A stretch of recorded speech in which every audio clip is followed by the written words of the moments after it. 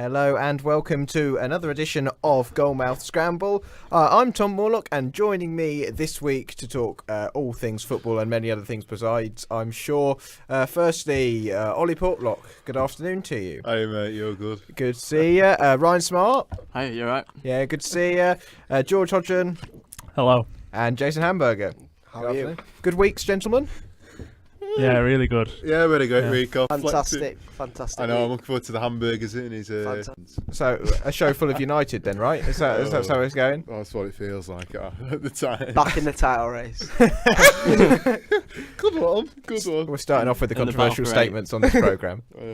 I don't think we will. I think we'll start with the big game of the weekend, which is, of course, Ipswich versus Preston, because it involves both of our lots of teams that the two teams we support. Battle. 6-pointer. All right, we'll get the United fans' objective opinion in a minute, but yeah, I'll leave it to the Preston fans to start off with. We'll come on to Paul Lambert's appointment at Ipswich and what that might mean, but I'll leave you guys to kick it off about what you think about the game ahead. Well, looking forward, I mean, you can only be optimistic on the outset. A 5-game unbeaten run. But I won't lie to you, it was highly frustrating on Saturday against Rotherham. Another team that are down in the dog end of the table. And Like you. Jason, will you pipe down for a minute, son? I think we went a goal up and to sort of be a goal up and looking to score more. It was going groovy, and then what was it, like 3 minutes into the second half or whatever? Yeah. Like, Michael Smith gets all the space in the world to turn and bloody shoot. You know, he's 6'4", 6'5". He turns like a bus. He must have had some time to, bag it in the net. He's also good at 180s. Oh dear. Jason, please. He scored against us as well. I don't quite know how he managed that. A similar sort of a goal that you thought, how on earth he turned there and swung a leg at it, and it's found its way into the Well, corner. it was a great finish, to be fair. I mean, getting all that space away from the defence and putting it away. But I thought Rotherham were a pretty decent side in the second half, and Jamie Proctor came on, didn't really do too much, got booed off the crowd. But apart from that, I thought they were pretty solid. First half, they looked like they were just relegation fodder, really poor, and then the sort of whatever Paul Warren said at our time must have worked. So he came out and looked pretty decent, got the goal back, and then saw the game out and got what for them will be a great point. Ollie, did you get interrupted rather rudely there? No, don't worry. I mean, I agree with Ryan, to be honest, but it's just they've kind of come back up for like the second or third time. Annoyingly, and they've kind of realised the brand of football they've got to play in order to survive, which is terribly ugly football, but fair play to them. I mean, somehow we let them back in, and from then on in, they didn't look like scoring, and neither did we. I mean, it just seemed like we kind of run out of ideas. You got something against Rotherham, Ollie? Why annoyingly? Why have they annoyingly come back up? Because they're a Yorkshire team, and at the end of the day, it's a battle of the roses. Of course, regardless of the sport. But no, I don't know. With Rotherham, I mean, we've had a lot of history with him. In League One playoffs. I mean, Kieran Agard and co. Edging past us. Pringle. Yeah. There Alex you go. Ravel. And they come back to haunt us a lot. So no, I think looking forward to this week, it's a potential banana slip. I think banana peel. Sorry for us. Skin is the Skin. word you're looking for. That's the one. Thank you. There's many names for a banana peel, but whatever, guys. No, because Paul Lambert has been Banana announced. split. You didn't say that one. Jason, come on now. Plenty of banana talk. No, I don't like bananas anyway, so that's why. That's a controversial guy. No, it's not. I don't like bananas either. That's why I'm not looking forward to this game. Like, I don't know. I think with Paul Lambert coming in, I remember when he came in, when he manager of Blackburn, and they gave us a right good game. And at the time, they were in terribly poor form, and I think it's the same with Ipswich. I do think we'll have a game on our hands, and last season we got battered 3-0 by you, so I don't know. I know I don't want to sound pessimistic, but I think we'll probably battle for a draw or something. Well, I can't see us scoring many goals, which is rubbish, but I just think that first game, the players will be galvanised for you guys, and the Tractor Boys could be in the ascendancy. You know what I mean? Yeah, I mean, I think it's probably due to where we both are in the table, but we're both going into this one feeling more pessimistic of each other. Really, I think. I think the one thing I would say, obviously, the situation we're in at the moment, we haven't been difficult to play against for anyone really so far, apart from Swansea, the one game that we won. It's of all the time that you could play us, I think now is not the best time, of course, because you got a new manager in, and any attempts at that being galvanised, as you say, that might come to the fore in this one. That still doesn't make me feel confident to say, put my neck on the line and say, oh yeah, we'll pick up a win, because I just look at the playing squad, and I kind of feel that even if we are galvanised in some way, even if we do put in a better performance, then it might just be the case that Preston are too good in terms of the quality they have on the pitch, and obviously you're in a better run of form as well, so you'll be feeling more confident going into it. I don't know though. Like this is what I was thinking. Like I was just thinking about it. Is it the worst like Ipswich team you've seen in at least 10 years? Because I look at it and there's no standout names in that squad for me. I just think so. It's like poor. Yeah, and I think the thing that is quite worrying to read is there's a lot of older Ipswich fans, much older than me, and have seen 40 years worth of action, and they're saying that it's the worst side that they've seen in the time that they've been watching. So I think from my case, it certainly is. We've been in this position a couple of times before in the last, probably 7 or 8 years. Particularly when McCarthy came in first time and got us out of it in that first season.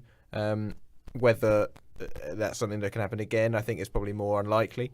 And we can talk about Paul Lambert in a minute as an appointment, but I don't think anyone's sort of like overreacting about his ex-Norwich links or whether he's a good or bad choice, because I think the overwhelming feel is that we might be in serious trouble anyway. So until we see a few games, it might not matter anyway. I think is essentially what some people are thinking. So from that point of view, we're almost a bit more sort of laid back about what he might be able to achieve. And if he does get us out of it, then I think he'll be seen as a genius by a lot of people. That doesn't mean to say that everyone's given up hope, but I think that there's a definite realisation that whoever is in charge as the manager, it's going to be a difficult job for them, and there's certainly a lot of high-profile names who've done good jobs at other clubs who even if they'd come in, would they be able to get us out of it? It's always that debate about how much a good manager can make up for lack of quality. Yeah, lack of quality, and I think also better managers obviously will do, but. It gets to a point where any manager's not going to be able to bridge a certain gap on a regular basis over a 46-game season, and I think we're dangerously close to that gap between us and the vast majority of teams in this division, unfortunately. And if if you did go down, would there be any chance of him staying? Because say he did, I mean, if he ended up going down and he was still in charge, he's had over half a season to sort of. But they're not his players, are they? I mean, no, I agree. What can he do, really? I mean, I've watched Ipswich just the once this season against Leeds, and awful. Yeah, and that's not a game where you can really judge her. So I'm No. surprised actually sacked him after that, because it's not. I don't see what they got out of that game to then make a decision. But it's very difficult for Paul Lambert. He's obviously an experienced manager, done well in the Championship before, got Norwich promoted, but. I mean, from what Tom's saying, it'd be a miracle if he kept them up with the squad they've got, the position they're in. There might be that honeymoon effect, and that's what Preston should be should be worried about potentially. But it's looking bleak for him, and it's maybe he just needs time to rebuild the club, and maybe in January he'll get some money to spend, because that's clearly what they need. I think the big question is as well in January that the owner probably will lose a fair amount of money if you go down, won't he? So I think he's put in the position where, do I not invest and basically we're down anyway, or does he put money in January and at least give you a fighting chance? But I think the appointment of Lambert is the right one. You see what he did at Norwich, getting them up to the Prem. You see what he did at Colchester just before that, got them promoted, and I think stabilising the Championship, didn't he? So I think given who was available, I think Lambert was the right choice. And if you are going to stay up, I feel like he would be the best bet to do that, because it is a very tough job. But it does sort of feel like, is he that much different to McCarthy? From what I've seen of Paul Lambert's side, they're pretty defensive, negative, quite poor to watch. I'm not sure. They've sort of tried to bring in a new manager, a young manager, who's obviously got experience in lower leagues, and then the owner, Marcus Evans, has thought, oh no, I actually need to go back to what kept us up. Well, I mean, from what Paul Lambert said from his press conference, I very much get the impression that he's not. Maybe he gets a bad reputation for negative defensive football. Maybe that's the thing that's been caused by the fact that he was with Stoke last year. Maybe the situation they're in, but the way he spoke, and he didn't just say, I want to play attacking football, but the way he talked about wanting the players to express themselves, have fun, enjoy it, get on the front foot. He said front foot a lot of times. Yeah. So I'm not sure that he necessarily is quite the same as McCarthy. Yes, he might be a more experienced manager, but I don't think that he'll come with the intention of shutting up shop and playing direct to the way that McCarthy did. And I think at the end of McCarthy's reign, it wasn't even the directness of the football that was the problem for a lot of people. It was the fact that we would play, at times, 8 defensive-minded players against teams who we as fans felt that we could give a game to if we actually went on the front foot a bit. So I think that Lambert will do that a bit more. But again, we need to see a few games. Now, a couple of other interesting things to come out of that. Ryan, you're talking about the potential of transfer fees to spend. Some reports, which I'd probably suggest are quite fanciful, it was suggesting that that Marcus Evans is going to reward him with a £10 million war chest to spend in. Reward's a bit of a strong word, I think. Well, yeah, he's not yet sort of proved himself. What a load of tosh. Yeah, well, I think so, but certainly I do think that Evans will be forced to spend, and there's a chance that he will panic if we're still in a similar position in January and chuck money at the situation, which might actually not turn out to be that bad thing for us, because we've always kind of felt that we've shopped in a slightly different market to a lot of Championship teams, not being prepared to spend money on players who could make a significant difference, and that's why there's been a gradual decline of the quality of the squad. Just a couple of questions. Do you think a defensive manager, or do you think Lambert, if he does play football, positive attacking football, do you think that's the problem, or do you think the players are suited to a more attacking? Are your strengths attacking, and do you think it's a lack of confidence, or is it something that can be solved by a better coach? Do you think it's actually possible? Well, it's difficult to tell, because we've been poor both defensively and going forward. Are there any players that you think that new coach could get the best out of them? Well, to be honest, I don't really know. I think we're quite short due to injuries and the players we got in and the players we let go. We're quite short on the attacking front of things. We've got Caden Jackson and Freddie Sears, and that's basically it at the moment. Yeah. So I think we do need strength there. But at the same time, we've been conceding goals from set pieces for absolute fun so far this year. So a new coach should improve. It's not a difficult thing to. You'd like to hope so. Back to basics. How would you know, Jason? You've been a coach. No, but it's quite an easy thing to solve, really. Set pieces just done on the training ground. Well, you'd like to hope so, but we've been kind of easy. We've been kind of. No, it's not easy, but it's something that's quite an easy thing to solve if you work at it. Yeah, day it's to day. Easy to work. I just think maybe I know I'm talking objectively, but as an Ipswich fan, if you look at Sunderland, it's going down the worst thing, because you've kind of been marred in that position between bottom half of the Championship and a couple of good years where you've maybe pushed for players and not quite done it, but maybe just going down and rebuilding from top to bottom could be the best solution. I know it's not what you want to hear. Well, no, or maybe just disagree. It's just an opinion. Well, yeah, I know. The reason why I disagree is not just because of the fear of relegation. It's mainly because of the debt levels that we've got. Yeah. So I think financially we'd be in a lot. We're in a fair bit of bother financially at the moment, in the fact that the money that Evans does invest a year is to keep the club afloat and pay off those debt.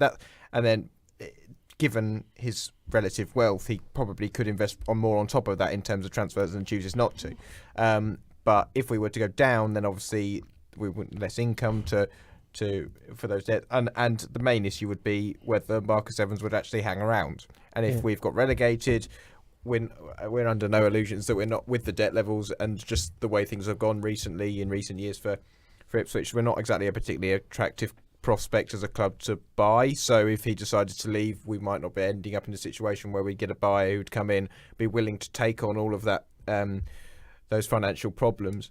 So if we do go down, it might be an extreme pessimistic view on it, but there's a chance we could end up going a similar way to some of those bigger clubs that have fallen right down the leagues, Sunderland's, Portsmouth's, Blackpool maybe, all slightly different issues, but with ownership, finances.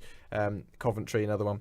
There's a worry amongst town fans that it's not, with the budget that we then have to operate in, then we'd be struggling to sort of stay afloat well and comfortably as a club, and that would mean that we wouldn't be able to focus on getting back up.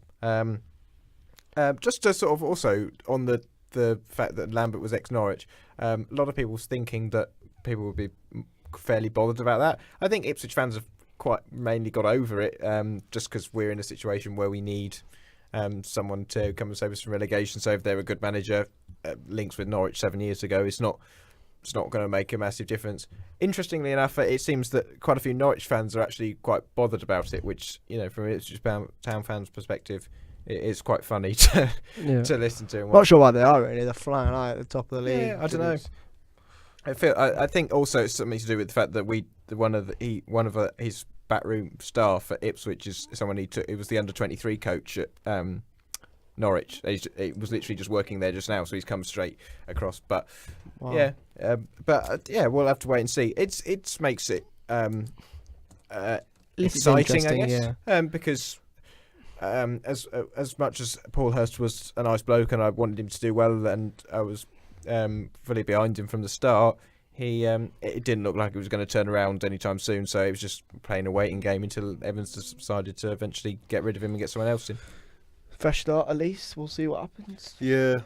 Get views on the game on Just Saturday, on Saturday, I've seen a few people, Ipswich fans in particular, saying need to really sort of create a good atmosphere for this match and almost see it as a cup final, really, with given where we are in the table, given how Ipswich are doing so far this season. And I think maybe the fact we've not had that much luck at Portman Road in years gone by maybe adds to that as well. So just from an Ipswich point of view on that atmosphere, and what are you expecting it to be like? Because I don't think Preston will take many fans down there. So is it a game where, the first goal could be crucial if you get that, or if we got the first goal, is there going to be this sense of getting behind Lambert, everyone in it together? Or I mean, the fans have been really, I think for the most part, have been really good. I mean, particularly even away, we got absolutely battered away at Millwall, who, the position they're in, they're not much above it, and the players they've got is kind of like,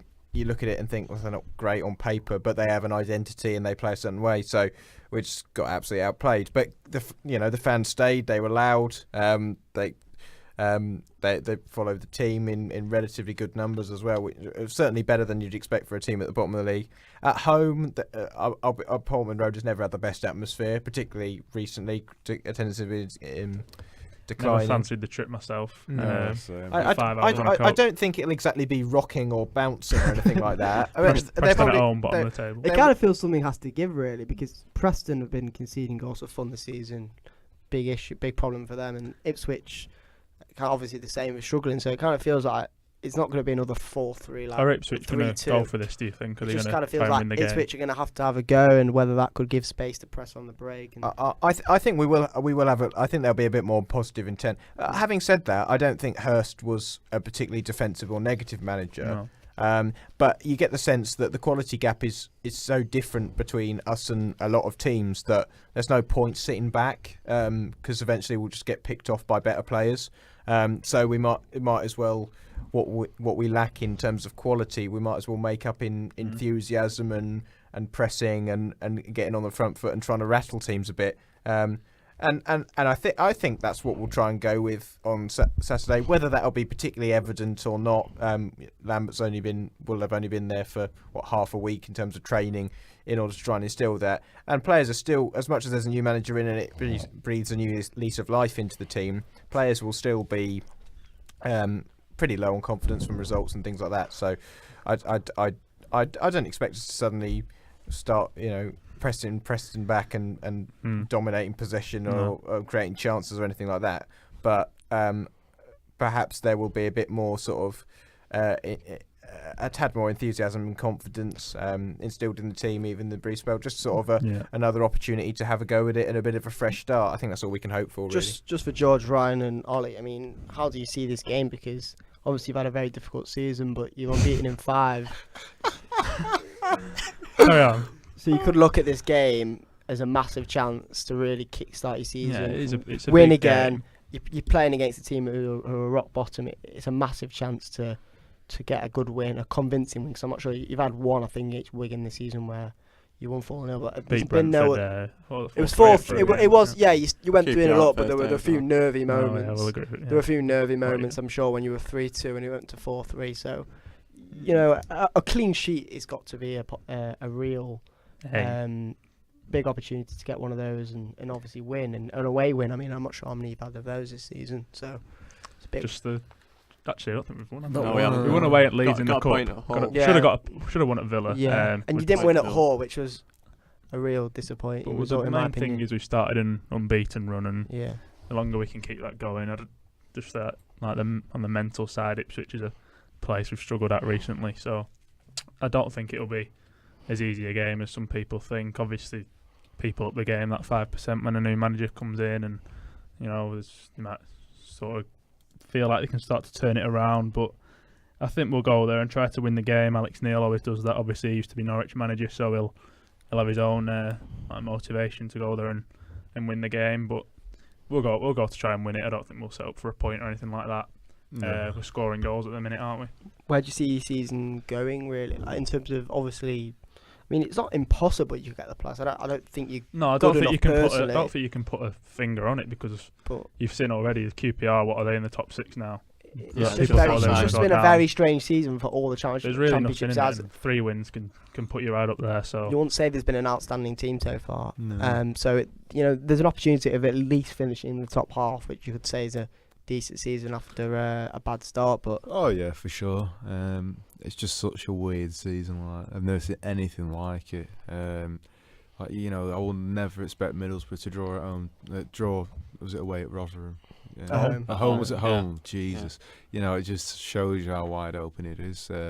So it's one of those where it's just impossible to predict, because naturally, I'd say if we did get a top half finish, mid-table, a decent mid-table, I'd be happy with that after the start we've had. But you can't quite rule off the playoffs at this time.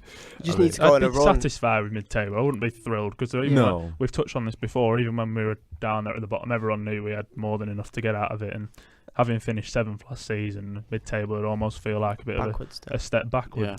Yeah. But I know. Which wouldn't be a bad finish, given where we were. It's also tough on Neil, because he's obviously got the confidence from the owners and the fans because of last season, but it's almost like it's kind of a negative in a way, because he's achieved so highly last season that it's kind of maybe unrealistic to back that up. Yeah, I think I agree with that. I don't think Neil's done a whole lot wrong this season. I know the defence has been poor, and the start of the season obviously wasn't great, but I don't really think in many of the games we played we've actually been that badly outplayed. I think some of the games have been a lot closer. Like the Villa game, for instance, we should have won, and I've said it a few times that I don't think where we are in the table quite reflects how well we played. Obviously, we've not been one of the better teams in the league at all, but I think now you're starting to see the last 5 games unbeaten that they are starting to turn a corner a bit, and the performances are slowly improving, and they're beginning to sort of reflect a better position in the table. Just something you touched on last week against Rotherham. You said, Ryan, that you thought there was no strategy breaking teams down. That's clearly been a problem in the past 2 years. Yeah. Especially me, home games. Just from me, kind of Thinking watching them. back, The some of the Ipswich worst game. games. The Ipswich game comes into my mind. Yeah. Birmingham, Bloody Ipswich. terrible. Those are the Rotherham. type of games that probably cost you last year for a playoff. They probably Yeah, will, well, Oh, yeah. for sure. And then you lose into like Derby when we'd battered them. Yeah, it came for It's free just kick. so didn't it? frustrating We didn't because need to concede. historically, I'd say Deepdale's been a bit more of a fortress than the away. Was under Grace. You don't Yeah. often lose, but Mm. there are a lot of draws, aren't there? Yeah, Draws with the but- downfall. It's Yeah. simple. I think we took more points away last season. Yeah, I but I don't think know. we were better away, weren't we? Yeah. than It's at just home? frustrating. I mean, because everyone knows there is such fine margins in the league, and you look at like West Brom. I mean, they're having to outscore opponents, and the only reason they're able to outscore it is because they've done a blooming swap deal with Newcastle for Dwight Gale, and then Yeah. as soon as he's out injured on Saturday, you know, the drawing, they're only just drawing at the Hawthorns with a Blackburn side that's playing with Richie Smallwood in I net. don't. I know everyone goes on about. I know everyone goes on about West Brom, but I don't actually think it's sustainable. No, I totally agree, They've signed mate. too many old players, I think. Like Tyrone Mears, and who was in the MLS a couple of years ago. Sort of Wes Hoolahan coming in as well. We looked at the squad on Monday night for the under-23s game, and there were a lot of overage players that just aren't getting in the first team, and I think So it wasn't actually an under 23 game, was it? Under, it was. under It 43. was, yeah. It is But, stupid. But I think that just shows you the sort of recruitment they've made, and I think the squad they've got, I think they really should be challenging for the top six. I think there's plenty of quality in there all around the pitch, but I just think the recruitment's been a little bit lacking. I think maybe a little bit of an experience from Darren Moore's first season in full-time management, perhaps a little bit naive with the recruitment, but I feel like the squad itself as a whole, they've kept most of what came down in the Premier League, and Darren Moore does seem to be getting the best out of them in the attacking third, so you still think they'd be up there, but maybe not challenging for the title as perhaps they should. Okay, then we'll move it on and talk about. There's been a clip going around on social media, of course, of Steven Gerrard interrupting one of his players when they were being asked a question in a press conference about some of the criticism that Gerrard himself had been saying of the team, perhaps, and taking that question on from the journalist in a typically strong but entertaining manner. I guess we'll have a little bit of discussion about Gerrard in the management, how he's doing so far. Lampard as well, players like that who've come into management recently. How do we think they're doing so far? I think they're doing really well, actually. If you look at the table, the Scottish Premier League, it kind of puts Rangers' season in a maybe kind of downcast way, but it's actually going better than last season, much better. They've got 5 points from 3 games in the Europa League.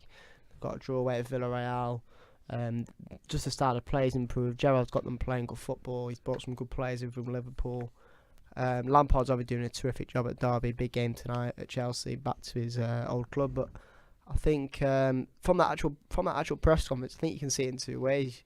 It's a great way of Gerrard really taking hold of that side and showing his mentality, his strong mentality and what he wants for the future. But you could also be a player at Derby and think, well, am I not good enough? Is he doubting the quality? And they could turn against Gerrard. We don't know, but I pretty much think I quite like from what I saw, my first impressions. But when you look into it, it could not be the best move from Gerrard. But overall, I think they're both doing really well. I think obviously people had their own thoughts about both of them heading into management. They're obviously both still quite young, no real managerial experience before, but I think they're both good, really good man managers. I think they've brought players in. Obviously, the loyalties to Liverpool and Chelsea have helped that. Able to bring a few young lads in that have really helped. But I think Gerrard's got the drive and the determination to really go far in management, particularly. I think the way he speaks about Rangers, like really recognises just how big of a club they are, which I think the supporters have really taken to him because of that. And he's doing well as well. I think the results in the Europa League, we didn't talk about them last week, but to be top of that group and some of the clubs they're playing against, he's doing a fantastic job. And Lampard as well at Derby, and maybe people think they're better than they are, but still doing a decent job. Incredibly tough job to walk into with Derby. The squad was aging. Needed someone to come in with bright ideas, which I think Lampard did, and it's going alright for him so far. Yeah. I think as well with the. Go on, yeah, go. I think with Gerrard's press conference, I think he did say it was a warning to the players. I don't think it was particularly saying you're not good enough. I think if you carry on not producing what I expect of you, then you're out the door, which I think we need to see more of in football. I think that sometimes teams underachieve for too long, and there's never really a sort of authoritative figure to get them out of that rut, whereas I think Gerrard's sort of really focused on getting Rangers where they should be, back to where they should be, which is up at the top of Scottish football. And I think that warning is a good thing. I think it'll get the players to kick on. Obviously it could go the other way and they could turn against him, but I feel like at a club like Rangers, the players there will know how much of a privilege it is to play for them, and therefore they'll push on and really sort of take his words on board and become better players for them. Yeah, I tend to agree. It's nice to see a bit of a more of a hands-on approach. He don't take any nonsense, as you can probably tell from that press conference. But no, what I found quite interesting about Lampard's tie in particular, Derby Chelsea, is that Chelsea have allowed Mason Mount and Fikayo Tomori to play against them tomorrow night. I mean, it's a bit of a rarity in football that teams allow clubs to do that, but you know, at the end of the day, it's the only Tin Pot Cup. What is it? Carabao. That's the one. Yeah, I honestly had a bit of a lapse in memory then. You wouldn't be saying that if Preston was still in it. Well, that was just total rubbish. I don't value the league. If you were cup playing chasing. Chelsea away tonight, you'd be absolutely buzzing. I'll tell you what, I wouldn't be attending because it's a bloody cup tie. I don't care. If it was FA Cup How with can a Preston fan be snobby about cup competitions? it's not being snobby, it's about prioritising different competitions. In the predicament we're in, fair enough. then I do not give a stuff about the Carabao Cup. I do actually agree with you that it was a good thing. Come on, Jason. Christ, give me an absolute grilling here. Plus, No. I don't feel like the League Cup does quite have its sort of It's not glamorous, reputation is as it? perhaps It's it not- used to be. But if you It's look not at the top Italian Cup. managers like Guardiola, Mourinho in the They've got the past, they have squad to be able to prioritised. do that. They've got No, a Mourinho's massive played a squad. strong Yeah. team always in that competition. I It's know no FA Builder-based trophy, is it? It's not a, but I do LDV think- Vans. I or do anything like that. agree with Ollie that playing Chelsea letting Mason Mount Tomori play. I think that's a really nice move because although it's not the way they wanted to start play their first game at Stamford Bridge, I think in a professional game, a big game, they're probably not the way they wanted. But I think it's nice because not many clubs would allow them to do that. Do you think And I they will think- play? I reckon Mount, they will, but I'm Mount played wondering- against United, and so As a Mount manager, and would Mount, you play them as a? yeah. Oh yeah, for sure. I think they've Chelsea- got to prove something to. I think Chelsea are to thinking about the Sarri. future as well. Yeah. I think they're thinking if they play tonight, it's only going to be a good thing. They're going to get experience. The pressure when they actually move to Chelsea, they've already played in a big game at Stamford Bridge. So I think it's a good thing. And yeah, When I'm not being funny, but I can't remember any other notable players. I mean, off the top of my head, anyone remember last time this happened? Perhaps. Or I can remember No, in I the can't. Champions League. I think. Yeah. Do you remember Patrick Roberts scoring it at the Etihad? Against Yeah, I remember that. City. And I think it happened Yeah. between, I think it was Monaco and another team. Someone scored against Monaco and he was on loan. Yeah, it has in the Champions League. They've always Joel allowed. Campbell. They've Joe always Campbell, allowed. yeah. They've always allowed it in the Champions League, but in Yeah. English competitions not. I just think with Gerrard, actually, just going back to that, I think it's obviously him showing a ruthless side and an old school manager. But another negative part of it is, do you not actually think that maybe people be thinking, well, do you not want to improve your players? I mean, I think he brought in 15 players in the summer.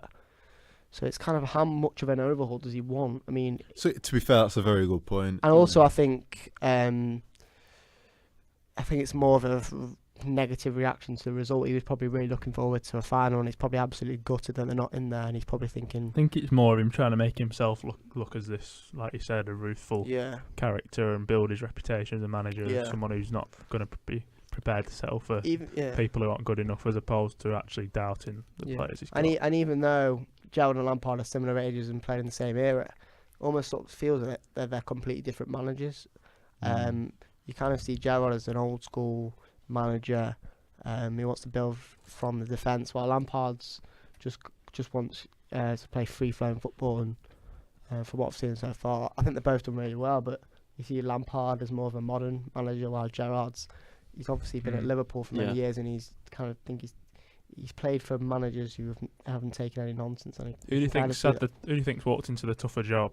I think Gerrard has, only because the pressure's higher at Rangers, and they've got to deal with being such a big club, but having such a difficult time over the last few years, and they're in the shadow of Celtic, and I think he's got to get them up there, and I've not got the quality. Yeah. But I think Lampard at Derby, it's been a bad time over the last few years, and I think he's managed to get the players in there where I don't think Gerrard's got the quality that Lampard has got at his disposal. I'd have to agree. And the pressure's high at Rangers, definitely. I think it did show by the quality of the squad beforehand. I mean, Derby have got an ageing squad. However, they've got the quality even before he brought players in to really be a top half team at least. And obviously that's not where their ambitions lie. And he got backed. Was it Mel Morris backed Lampard in the transfer window, and it's there for all to see. I mean, that adds pressure in itself. But I think with Gerrard, the quality of the team just wasn't there beforehand, and it was one of those where, since he has used his contacts well, brought some decent players in, young and old. I do think it's kind of brought a bit more optimism back around Ibrox, and it means these sorts of ties are going to be interesting now, especially with the way the league's going. With teams such as like Hearts and Hibs being in and about around there. You've not just got Celtic and Aberdeen at the top. So I definitely think it's good to see, and especially in the Europa League. I'm nicely surprised he got a draw against Villarreal, but that's the Gerrard effect, I guess. Yeah, the league hasn't started as probably well as they hoped, because they are actually fifth, but there's not many points between them and Southampton. They're only 2 points behind Celtic. No, and they're playing in Europe and stuff like that. I think it's actually a really good chance for Derby to win tonight against Chelsea. They outplayed United for large parts of that game, and they completely deserved the win. And the last week, they've been the form team. They should have beaten Middlesbrough the weekend. They absolutely took them apart in the first half, and they obviously hammered West Brom away, which was a statement result really of this season, possibly. So they're going into the game with lots of confidence, and if Hazard's not playing and Chelsea maybe resting a few, especially they've had the Europa League, they've had a lot of games in the last couple of weeks. It wouldn't shock me that much if they gave them a good game. It would be quite an interesting game to watch. I think Chelsea are probably the form team at the moment, though, aren't they, in the league? Is it 11 unbeaten under Sarri? And they're looking pretty unbeatable at the moment. I think it'll definitely be a bigger test for Lampard than United. Just going back to Gerrard and Rangers, he walked into the job, and I think his one aim was to beat Celtic, basically, and that's what they judged on. And given how big that rivalry is in Scotland, I think Gerrard had the much tougher sort of remit going into there. I think he handled it really well. They're only, as you say, was it 2 points off Celtic in the league, so he's had a pretty decent start. And as opposed to that, I think Lampard did on paper have an easier job to walk into, and again he's done a really solid job. So I think they're both pretty promising managers. You do have to take into account that Celtic have had one of the worst seasons, I think, in the past 10 years. and they are known that, and Rangers are still a couple of points behind Celtic. But again, that's the thing, isn't it? They just have to beat Celtic. Yeah. That's what the fans They did get outplayed when they played against each other. But I think, I do agree. I think it's been a good start. It's just whether they can kick on and maybe challenge for top three. I think if they come second this season and just get above Hearts, who are leading the table, then they'll be satisfied. I am quite surprised, because I mean, obviously the two big names in English football, but like it's I don't know, the two big clubs as well. And like you look at other managers like Thierry Henry gone to Monaco, big players in England like Jaap Stam when he went to Reading. They had big tasks on their hand, and they don't all kind of come through the tasks. And I think part of that is down to the board and the chairman, because I think there is too much of a knee-jerk sort of reaction in football. But I think both these managers, even if they hadn't started well or as well as everyone would have hoped, I think they would get a bit more time because of their status in the English game. Maybe. It's one of these. They were part of the golden generation of the national side, so I feel like they've kind of got this elevated status above sort of every other ex-English pro and maybe even other pros like Yapstam and that. Yeah, just one last thing on Lampard. I don't think it's a surprise that he's succeeding because he just kind of comes across as quite an articulate and intelligent, intelligent guy, and he speaks sense, and he's always come across as that. He's got a good mind on him, and you can see him being able to communicate well with players and get on with them and be able to understand kind of the modern realities. So I think he's got a degree, hasn't he, Lampard? Yeah, he's a very clever guy, but he's also, he's got a good head on his shoulders. So I'm not surprised that he's doing well. But Mal Morris is known to be quite ruthless. So I agree. There is that pressure. There is, yeah. And it'd be interesting if they do fall short because they do have a lot of young players who might tire, like Mason Mount and Harry Wilson, who've been brilliant so far. But if they do tire, and then it will be interesting to see how they react and how Lampard reacts because it's going swimmingly now. But we'll see over a long season. But right now, you would expect them to get playoffs. It's just how they kind of encounter those games because they've always fallen short in previous years. So we'll just have to see. Moving on. Yeah, shall we move it on to Premier League predictions then this week? Oh, yes. Ollie's looking forward to it, mainly because he's had a half-decent week for a change. So that's 11 points for Ollie, right. Also 11 for Jason last week, George on 9, Ryan's got 8, and I had 7 last week. And then if we look at the scores overall, that means that I'm now joint first with Jason on 33, I suppose it's third place really. George is on 30, fourth Ollie 29, and fifth Ryan with 28. So very close, all to play for still. And we'll move on to this week's games then, shall we? Let me just get my paper. There we are.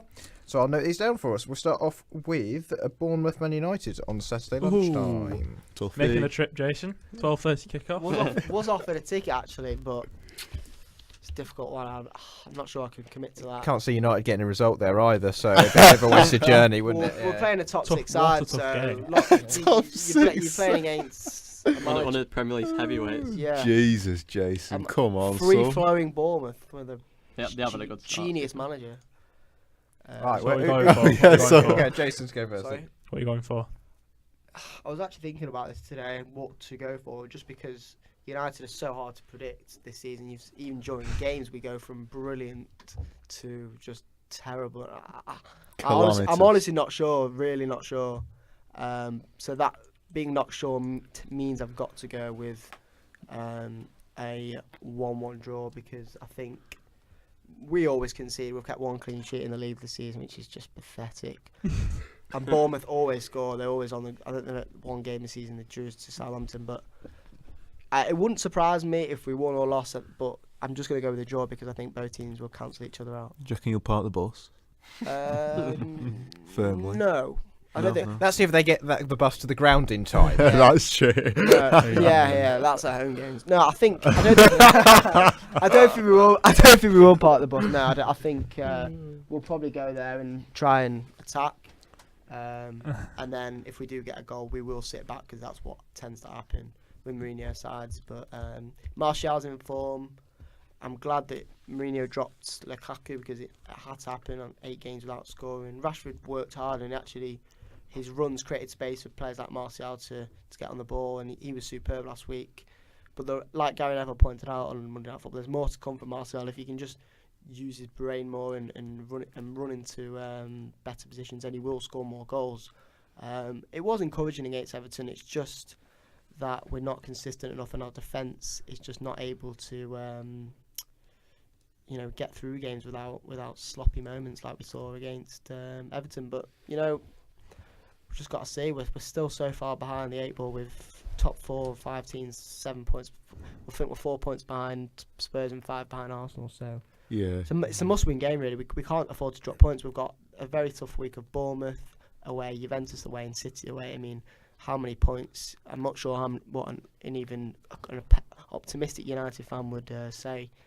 With those 3 away games, I'd really take a win against Bournemouth, draw against Juventus, and draw. I mean, if we got 5 points from those 3 games, I'd be delighted. But I'm not confident, but we'll see. Anyway, Cheers, Jason. That's enough. So United 1-1 talk for the week. 1-1, yeah. I'm going to go 2-2. 2-2. 2-1 United.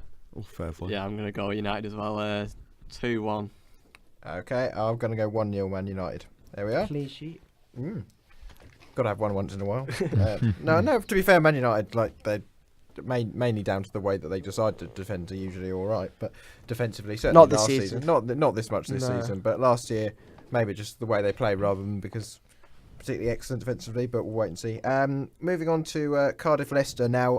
This game is going to go ahead, of course, after the tragic events of Saturday. We'd like to take a moment to pass on our thoughts to everyone involved with that, and we won't dwell on it too much because there's lots of breaking news going all the time, and the story's constantly changing. And it's the main event is now happened a few days ago, but we would like to pause just to pass on our thoughts and condolences to everyone involved in that.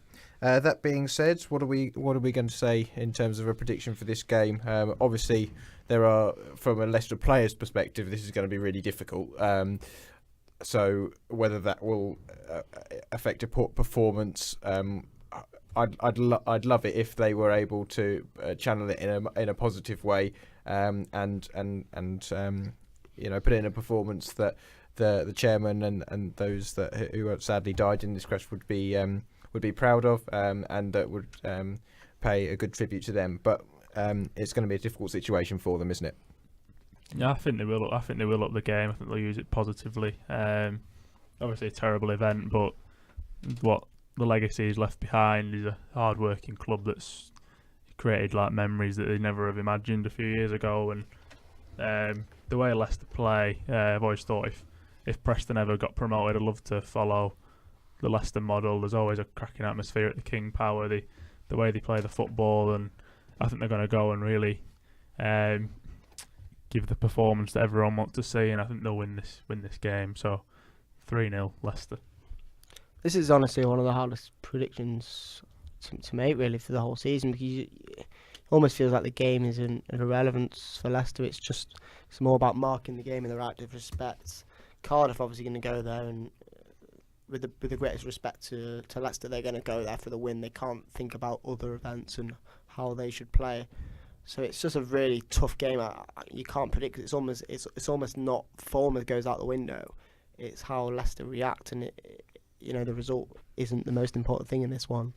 But I'm going to go with a 1-0 Cardiff win. I just think after a thing like that, it's so difficult to just play football. I mean, I don't know how much training they're going to get on with this week, and I think Cardiff, after winning against Fulham, okay, they lost to Liverpool, but no one expected anything from that one. I think they'll go and they'll attack Leicester. And from the West Ham game, Leicester just about got a point against a team with 10 men. So they're not playing great at the moment, Leicester. But with the events that have gone, we can't really talk too much about the football. So we just don't know what's going to happen. But I'm just going to go with the home win because I think it's going to be very tough for Leicester. It is a tough one to predict. Terrible events have happened, but you kind of, in these sorts of games, you've just got to focus on the football, like Jason said, even though it is irrelevant, really. Part of me wants to say that Leicester are going to come out with a resounding victory, like I always like to predict against Cardiff, but I think they will be affected by it, and I think it'll just be a bit of a stalemate. I'm going to go for 1-1.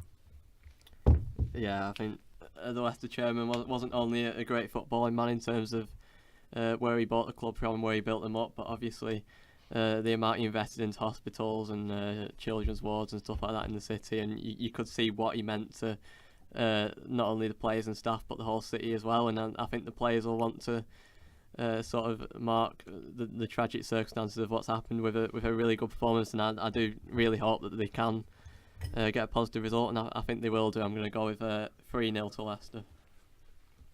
Okay, I'm going to go 2-0. 2-1 actually to Leicester in this one. Everton-Brighton is our next game. Tough one, isn't it, George? It's one of them, isn't it? Brighton never travel games. well, really, do they? But No. They're on a good run. They No. won the last couple of games. Yeah. Beat West Ham. Beat.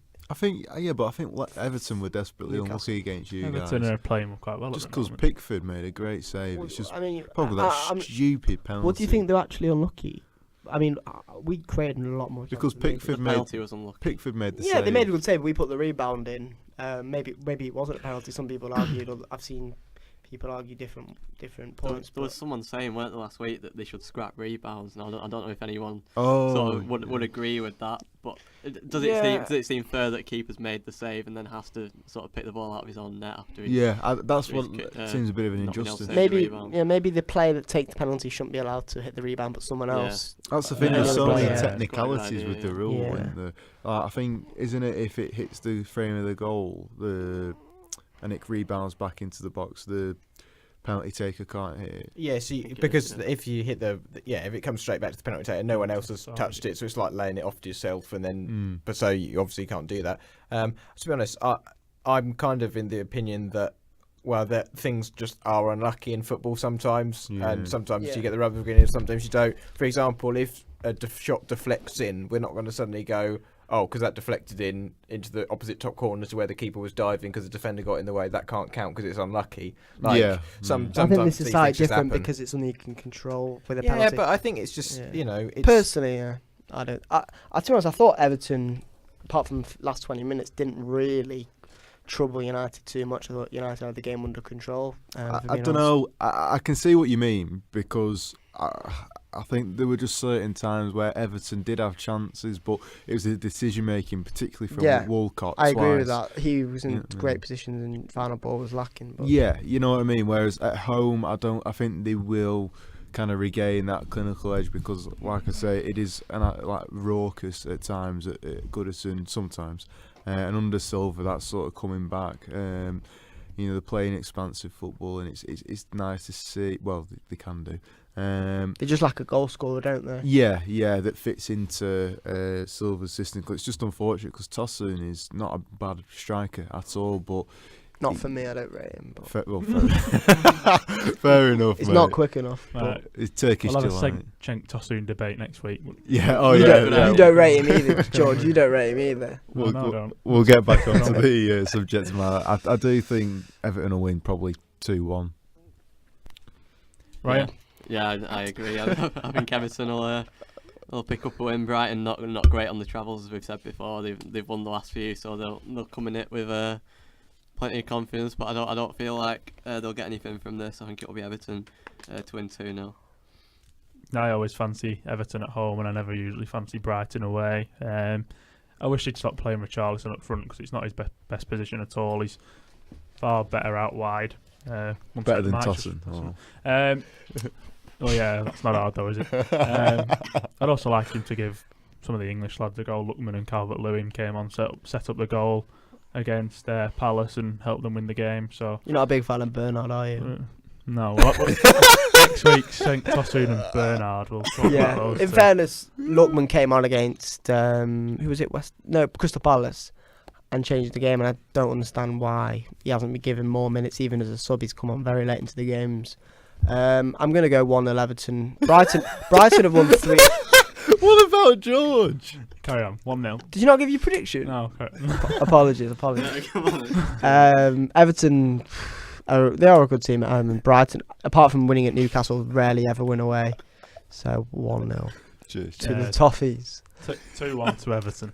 You just changed. I hadn't said it. You said 1-0 Everton. You did. You're on your own here, Jay. Jason, what are you talking about? I'm going 2-1 Everton. You did say 1-0 Everton and then changed your mind. Did I say 1-0 Everton? Yeah, you did. No. I don't remember you saying No I didn't think you prediction. said anything. To be No honest, prediction but- was made. Call Right, it. Newcastle and Watford. Okay, cheers. I was going to say call in the VAR. Yes, Newcastle, Watford. Thanks, Ryan. I think I can't look past Watford again. Newcastle at home and Dyer, to be fair. Not a great away. And away. Yeah, It was a bold away. They're a fantastic away side, aren't they? Oh, Not okay, great at they're home, really not great poor all away. round, especially with Voldemort. Without a win all season. Could Newcastle go down? I think. Do you think? There's they a could go down? there's I a think they genuine could really go possibility. down. Definitely. It's definitely. disappointing for them. There are but- rumours that Ashley will spend in the summer and in the January because they have to. He's kind of one of those owners that only spends when they need to stay in the division. He's not interested about moving up the table. It's just about Premier League survival. So, but it could be too big of a risk. He must be he must be rich. No, Insightful comment. we know the owner of Sports Direct is rich. It's just that he's not interested in spending big money because what is the difference of him? For example, Leicester spend big money, but they don't actually move up the table because the top six is just a private league basically. Yeah, but Bournemouth he's are in the top fodding relegation. yeah, they are now. But it's to be honest, Bournemouth don't spend. They spend money, but they don't spend it like Leicester do. I They don't spend think. it wisely. Yeah, well, they have done in the recently with David Brooks. Well, I'm gonna say And Jordan Lerner as Ibe. well. I'm gonna go with a Jefferson Lerner. 2-0 Watford away win. Here, anyone Yeah, else? let's got get any back thoughts? on the road. Jason's took us on a detour. Watford have been very, very good this season. One of the surprise packages. I think they'll win as well. Newcastle haven't won all season. So Can you bring out a score for us? Or? I'm going to get onto that. I'm going to Go go 2-1. Ryan. Yeah, as we said before, Newcastle struggling at home and struggling away from home. Really, they're struggling to pick up any sort of real momentum, and I can't see that changing here. And I think Watford on a good run themselves, and I think they'll win 2-0. Yeah, don't really fancy Newcastle to get anything. I think last week I predicted them to beat Brighton and they lost 1-0, and Watford are a better team on the road than Brighton, so great result for Watford. Was it Wolves? Yeah. So 2-1 Watford. Okay, I'll say 3-1 Watford. West Ham Burnley. Whoopee. Ugly game, that. Just the battle of the claret and blue, isn't it? Captain Obvious strike. To be fair, it's Interrupt everyone. I never knew he was going to go on. He was just talking about the colours of the kit. I was about to just give my verdict on the game. Go on. Okay, thanks, Jason. So it's the battle of the claret and blue. And I think West Ham are going to get a victory here. I don't think they'll do it the easy way. I think it could be a 1-0 West Ham win myself. I'm going to agree with that, yeah. 1-0 West Ham. I'm also going to agree with that. Burnley have had a terrible season so far and looking poor, and they could be in a relegation battle this Agreed. season. Agreed. West Yeah. Ham also been very mixed, but they do have a lot of quality going forward, especially with Arnautovic. Yarmolenko is out for the season, I think, but I still think they'll get the win. 1-0. Yeah, I'm going to give a clean sweep to West Ham. I think Burnley nowhere near the quality they were last season. West Ham, I think, beginning to get going. Obviously, that result at Leicester will be a positive point for them, and I think they'll pick up all three here, and it'll be 2-1. Okay, I'm going to go 2-0 to West Ham. Okay, moving on to Arsenal-Liverpool. Ooh. Mm. Is Crunch. that Saturday 3 o'clock? No. Don't be silly, Yeah, George. 5:30. I think Arsenal Liverpool. Well, it's in the middle. It's in the middle, isn't it? it's 5:30. Five. It's actually two games Saturday night. I think Wolves Tottenham's is a quarter to 8 kickoff. It is, yeah. Saturday night. I think Arsenal are alright at home, but you know, Oh, Liverpool come to town, so they're a different entity to anything they've faced. However, I think Liverpool could inflict the first loss in, what was it, something like 11 games, 12 games, is it? They've Whatever. not lost They're 11 since unbeaten, Chelsea away. Yeah, so I do think Liverpool could get a half decent win here. So I'm gonna go 2-1 Liverpool. I think Liverpool will end Arsenal and beat them on 2. Arsenal have been unconvincing. I mean, I didn't see the full game against Palace, but I heard Palace were very, very unlucky not to win that, even though they had to get a penalty late on to get a draw. But Arsenal have got the goals in them, but I think Liverpool have defence to repel them, and I just think too much quality from Liverpool on the break against. It's still a poor Arsenal defence, to be honest. So I'm going to go also 2-1 Liverpool. Yeah, I've not had like one of them classic games yet, have we? So like that get put on what they call Premier it on League Sky. years. Is it? Premier League Classic. years. Yeah. So in 5 years we could be watching this one maybe back on. Remember last year, what was Arsenal-Liverpool? 3-3. Do you remember 3-3 They Christmas scored 3 in time? 10 minutes. And then Martin Tyler went absolutely nuts when Mesut Ozil dinked over the keeper. Yeah. To spark some And scenes. then before that it was 4-3. Yeah. So I it's think always something been a similar. good game. I just remember 3-2 Liverpool. I'll go I for. was actually going to go for Carry on. Sadio Mane. Do you remember him scoring and jumping into Jurgen Klopp's arms? Carry on. Few detail. Yeah, I think I'd actually agree with what you said. I think it's always a good game. There's been plenty of classic Arsenal Liverpools in the past, and I think they'll split points again here. I think it'll be 2-2. Does anyone remember the 4-4 Arshavin? That was at I Anfield. do, but that's a long time in the past, so I couldn't care less Andre, about it. what's he doing? What's he doing? He was Oh, playing shit. like the 7th tier. I think of- he does of a Russia? Russian business now. Oh, Yeah, he really? was, He he makes was. his own clothing. Wow. Yeah. I loved him. I loved it when he signal to the fans. It scored 4. Yeah. Very iconic moment in English football. Alright, thanks. Before we go all the way back to the 1950s and Liverpool Arsenal clashes, Ryan, what did you say? That's 2-2. Does anyone remember 2-0 Arsenal? No one will remember it. But No, it's 'cause the it's not very famous game in memorable, English that's why. football. You 1989. weren't born. I wasn't born, but it was a famous game. 2-0. It's Michael Thomas, yeah. Yes. Right, Jason, I couldn't really care less, only because we're pushed for time here. We are. Let's get cracking. Right, I've got to give my prediction, haven't I? Oh, 2-1 Liverpool. Short and sweet. Thanks, Tom. You're welcome. Wolves Tottenham. Go on, what Wolves Go on, Tottenham Jason, give classics? your- I'm a big fan of Wolves, but they haven't scored in the last 2 games. However, I think Spurs are going through a really tricky run this season. They've not performed, in my opinion. Got results, but they're not the same Spurs as the high pressing team we've been come to watch in the last few years. Pochettino, he's not seemed to be happy either. They've not strengthened the squad. I think Wolves will win this game. I'm going to go 1-0 Wolves. I'm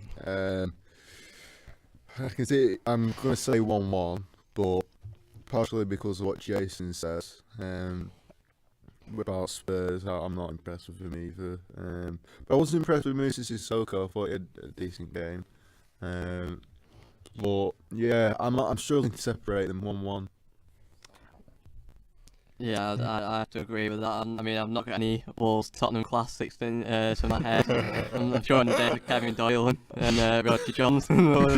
They've had a decent game, but yeah, I think Spurs they're coming out back with a few bad results and a bit of bad publicity with this sort of NFL badge pitch this week. I think it's about time they got back to winning ways, and I think they'll take this 1-2-1. I think it will be tight. I think it will be close. I think it will be a good atmosphere. Molyneux will be rocking. SNF. Pardon? SNF. Saturday night. Saturday night football. Thanks. Back onto the game. Still nearly finished is what I thought he meant, but there we are. I don't know. I think Tottenham might win this game. I don't think the Wolves defenders, Harry Kane, I think he might step up. And I'll go for 1-0 Tottenham. I'm going to go 2-2 draw. I'm literally not giving any explanation because otherwise, well, we'll still be recording on Thursday and it's currently Wednesday. Right, Man City Southampton. Oh, 3 games left for you at I'm home. going to go for the same result as George predicted last week for one of the games. I can't remember which. A white. You remember it so well that you can't even... No, Liverpool Cardiff. But It a was, whitewash. What did you go for? No. Yes, it's a whitewash. 5-0 to City. Yeah, I'm going to agree. I think City, they've not really scored a lot of goals in the game yet. They've still got that potential, I think. Yeah, I'm going to say 5-0 as well. Didn't they score 5 in the last home game? Sorry, Ryan, but they scored 5 against Burnley. Bit of a faux pas there. Oh, well. 5 at Cardiff. Yeah, Yeah, let's delete that, right? We'll start again. Right, when you ready? Well, Yeah, City scored 5 in those home games, didn't they? So I think they'll be doing some more goals again. I'm going to say 5-0. You found that funny, Jason. You went from the completely opposite opinion in this. No, in no, a I minute. said 5-0. Yeah. 5. No, not the Just opinion. changed. His reasoning. Facts changed. Yeah. Um, I forgot this Southampton. I don't think Southampton have scored 4. So the chance of them scoring against Arsenal, You know. just do. Southampton, City. City are actually one of the most solid teams defensively. I just thought they were poor. That's how they won the title. Last year they weren't as good defensively as been. They've only conceded 3 this year. He knows how many goals each team's conceded. No, I just know and that. how many I just know games that. each team hasn't scored for. No, I just think City, even though they did actually give up a few chances against Tottenham, Payne and Sissoko and Lamella especially should have probably got a point for Spurs on Monday night. Yeah, I agree. Actually, that Lamella miss was criminal. It was, yeah. Took a bit of a bobble. He did take the ball, but you'd expect a professional footballer to hit over the ball and score. I agree. I think at the top level, yeah. I don't know. I can't see Southampton. I think Mark Hughes should be under more pressure than he is. I mean, no one's really speaking about it. They're actually a really poor side. They're getting away with it because there's so many below par teams in the Premier League this year. And they're not even in big trouble. I think they've only won 1 game this season. So I think City will coast through. I think it'll be 3 or 4. I'm going to go with 4-0 City. Yeah. I'll just say 6. I don't. Sorry, buddy. Every City home game now against like the bottom half. Literally. Southampton are just so uninspiring, and the fans going there must. I mean, fair play to them for going at all. What, St Mary's or? It's Yeah. at City. Is it at City? It should be. Oh yeah, just to go to any game. You should get paid, yeah, to Yeah. go. Never mind. It's a bit far. Alright, Jason. 6-0. They used to be so entertaining with Mane and Ward Prowse. I think whatever Matt, it could the be used TCA. is last game. Francis Bernali. Oh yeah. George Burley was he? Kevin Phillip. I Right. can't put comments out. Right, I'm gonna go with 3-0. I'll go with a relatively sensible prediction. 2 more games to get through. I Crikey. mean, enjoy. Chelsea Palace. But no, This is the London derby. oh yeah. There's one every week. Yeah, well, exactly. I mean, I've got to say, I think Palace have been unlucky, and they did deserve at least a draw against Arsenal, which is good to see. However, it's Chelsea, and they've been all right this season. Well, they've been really good. So I'm gonna go 3-1 to Chelsea. Yeah, I agree with that. As I said before, Chelsea probably the 4th team in the league right now. I think Palace really encouraging on Sunday against Arsenal. Obviously, got that late point. I feel like this one will be slightly above them, and I'm going to go Chelsea to win 3-0. Even though Palace have lacked goal threat this season, they always seem to play quite well against big sides, and that's why I think they'll score against Chelsea, who, despite being unbeaten all season, I don't think bar Hazard. And I know they beat Burnley 4-0, but I don't actually think they are a title contender. I don't think they've got the quality up top. You kidding? I don't think they are. I mean, they're not. There's nowhere near in the same league as City. Well, You can't win the league with Morata and Giroud. That's just a fact. And I think defensively as well, we cut them out and nearly won. Probably deserved to win maybe the game. So I don't think they've been tested too much. Although against Palace, they should win the game. I think they will concede, but I think they'll win 2-1. Yeah, I've been impressed with Palace recently. They're quite a good side. Just unfortunately, they've got a couple of really tough games, 2 or 3 all at one time, so it might be a tough few weeks for them. But they've got enough quality to be fine this season. I think they'll be just below mid-table. On this game, I think Chelsea at home are a solid side, so I think they'll win the game 2-0. I'm also going to say 2-0 to Chelsea. And finally, Huddersfield Fulham. Oh, what a game! What a big game! It's massive. Yes, yes. Who's worse? That's the question. Who's Huddersfield. doing worse this season? Huddersfield. I mean, the problem To an is extent, but we expected that from Huddersfield. Yeah. We've expected a lot more from Fulham. they just ship goals, don't they, Fulham? And it's just a shame because I feel like they're just way too naive in Yeah, how they play. They are. It was all good They last still season. think they're a championship team. They're still playing the same way, and you've got to adapt. I'm surprised Jokanovic maybe isn't there because the way I can't see him there for much longer if they don't get. I think a the win. I think the thought we're playing Huddersfield. It's a must-win game. It's must not lose as well. But I think they've got to go there and get a positive result. They've just got to sort out the back line because they do have the players going forward. You've just got to. I think they're on track to concede like the most ever in Premier League. It's like 100 goals or something. It's incredible. That's an incredible stat. Something. It's over 100. I mean, he's predicting the future.